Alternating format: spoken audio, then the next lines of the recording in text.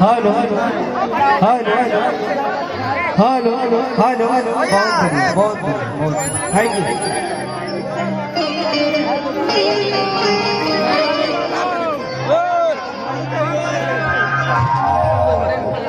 सबसे पहले आप सब भाई हाला मत करिए। ये बड़े भैया डॉक्टर रंजीत सिंह जी के कार्यक्रम घर के कार्यक्रम आप सबके भैया आवे तो हमरो भैया आवे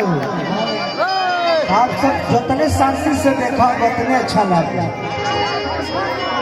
हाँ शांति में पलंटी मारी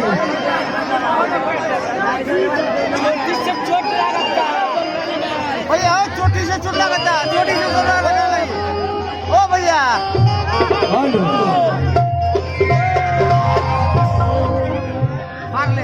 भाग ले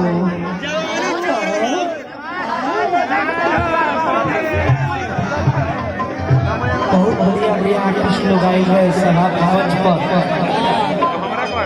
काय माँ जी प्रेमी जी असुर से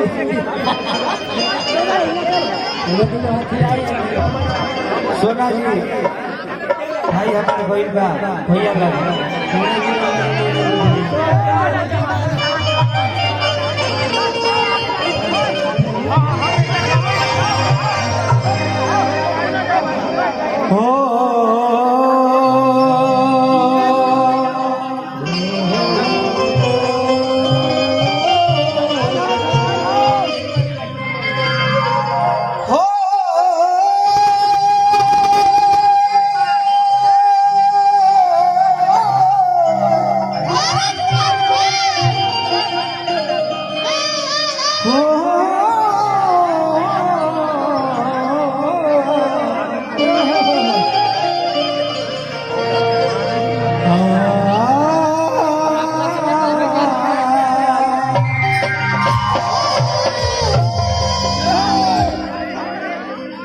बहुत ही काफी आप सबके बाद तबियत थोड़ा खराब होते हुए भी आप सब भाई आप सब का गाया था बहुत बढ़िया आप सबको प्यार आशीर्वाद है।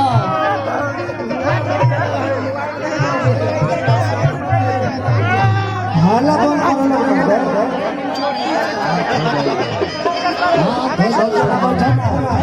सुनो इसका नंबर उठाना मीटर में आवाज उठाना आप लोग थोड़ा कॉन्शियस नहीं है हाला थोड़ा सी आवाज उठा दो मीटर में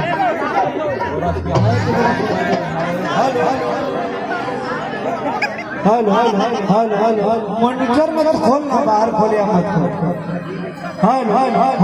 बहुत बढ़िया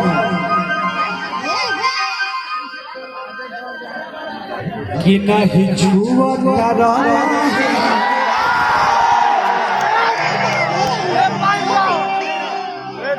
कि नहीं बहुआ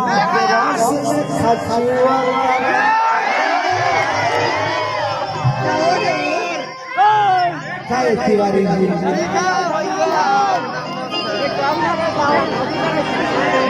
हर कितना हर दिलवा में हमारा तो खोट लगा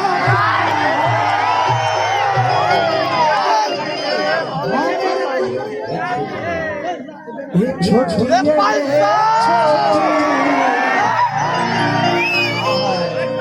तहरा चोटी से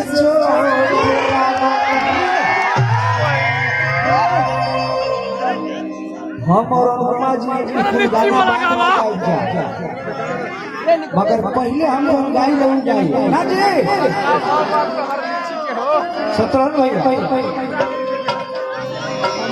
कहे के भाव आई भाई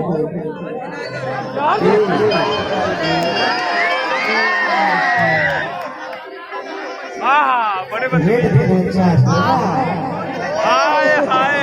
क्या करो हड़बड़ी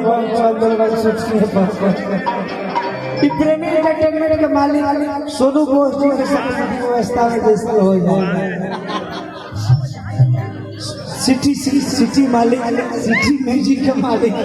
सोनू भैया बैठे बा यो वीडियो बनावता ज्यादा नहीं मार्केट नहीं एगो गीत गाई ले पिंटू जी हाँ हो आदि करी जनिता जी एगो मेहरारू के नया नया गाना भइल बा हां मर्दा सोहाग रात के दिन रे बबुआ से बैठल बा